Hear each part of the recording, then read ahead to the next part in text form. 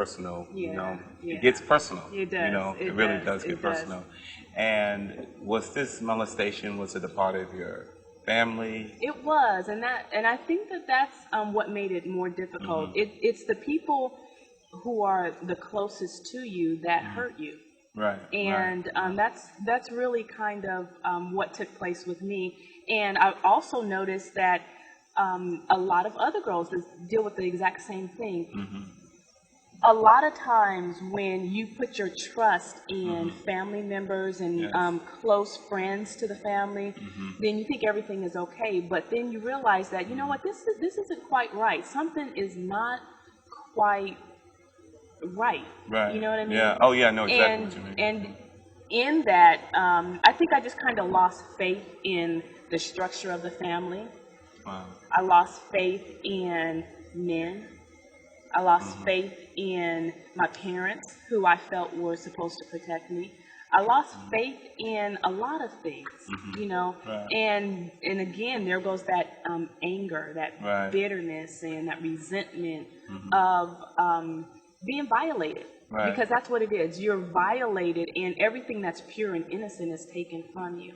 I was blessed to be able to come through it, but again, when you're hurt, that's one thing, but when you're wounded, that's something completely different. So it takes time to heal the wounds that occur from any kind of abuse.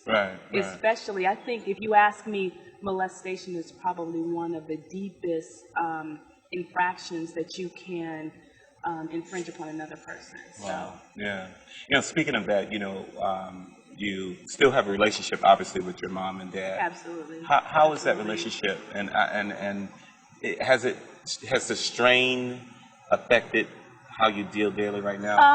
Yeah, absolutely. And I think that our past does for all of us, for the most part. But for anyone who reads my book, they'll read about my dysfunctional family, and which I think all of us. It's comforting to know that we all have dysfunctionality. Right. And it's funny because my dad, who I just love to death, I mean, really, my parents got divorced when I was very, very young, and I felt very angry about that. I felt, again, a sense of abandonment.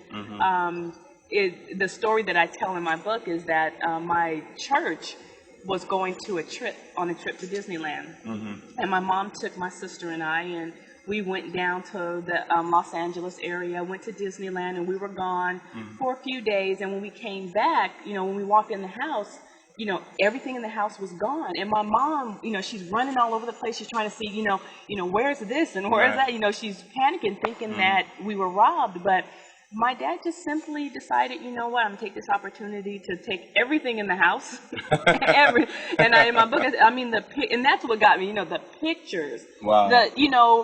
Everything that gave me a sense of stability was gone. And so let me ask you this. You talked a minute about the trust you have in men. Yeah. I happen to know your husband, and he's just a great guy, funny guy. Yeah, he very is. funny. He is. I really like Ernest a lot, and you all are very special friends of mine. And how was that coming into a marriage? Because you all have only been married, 4 years? 4 years. We just had our 4-year anniversary, and it was tough.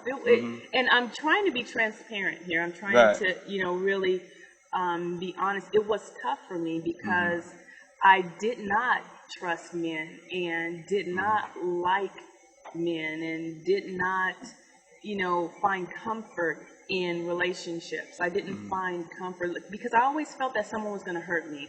I always felt that someone was going to walk out on me. I always felt that, someone was going to be very abusive to me like my dad was to my mom. And the men in my life who were supposed to be my protectors, became the ones who violated me. So, my sense of, it was like looking at men through these distorted lenses, if I could say that.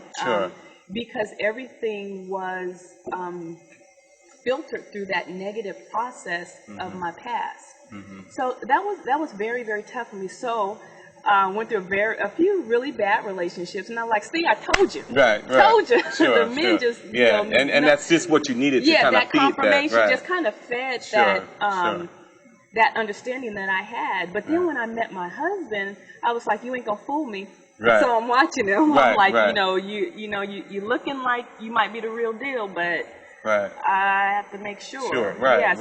Right. So the first part of our relationship, I was always kind of like, okay, you look too perfect to me. Right. So What's going on here? What's going on? Right. And it was definitely a struggle.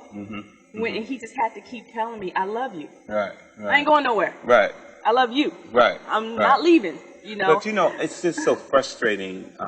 Not that he loves you, it's frustrating, but it's so frustrating as I'm sitting here listening to you that you had to go through that because, not only are you a physically beautiful human being, you are internally a beautiful person. And it frustrates me. I just wish I can get the hands on those guys that, don't let this bow tie fool you, Jada. I know you come out the box.